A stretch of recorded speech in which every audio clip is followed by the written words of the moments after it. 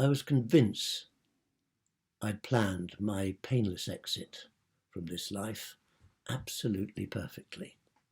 But clearly, that wasn't the case.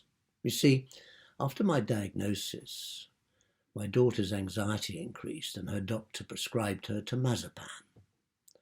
And it was just too easy for me to squirrel away the odd tablet or two each time I visited her and the grandchildren. I carefully put them to one side for when I felt the time was right.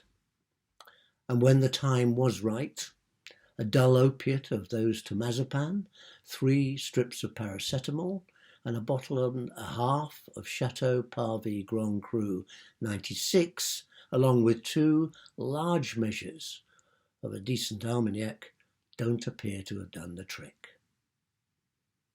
That 96 vintage was stunning.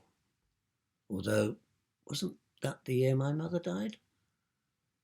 No, that was 20 years earlier in 1976. God, I need to stay on top of my dates these days. She dropped dead from a heart attack while sat on a loo, just like Elvis would a year after.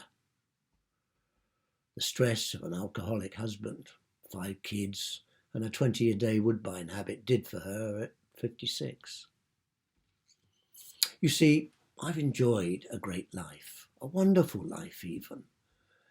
I'm so grateful for the opportunities that were presented me during my time on planet Earth. I could have possibly cared for myself in my later years a little bit better, less wine, less cheese and rich food, maybe a touch more exercise.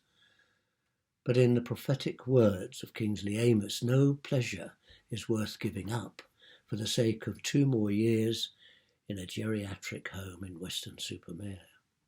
Now look at me, I'm completely fucked up. And I woke up in this hospital to be faced by a doctor who, when I had an almighty go at him, asked him, why on earth couldn't you allow me to die in comfort as I wanted to? Why wake me up? Why? Then he told me it was the police who told him I needed to be saved. When I asked why, because after all, suicide is no longer illegal, it's not a crime, he said it's because they needed to question me about a murder that happened some years ago.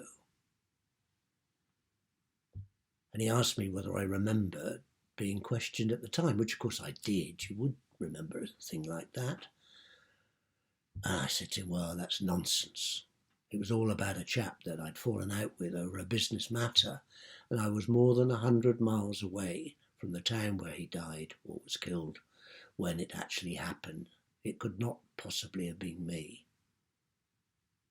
But then the doctor said, they need to question you in the light of new forensic evidence that they have now uncovered, which proves quite conclusively that I was in that town on the night that man was murdered. That's how it all began.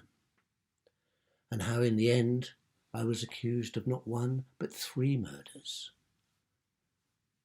And you can read the entire story in The Snake That Bites Its Tail by Bob Farrand.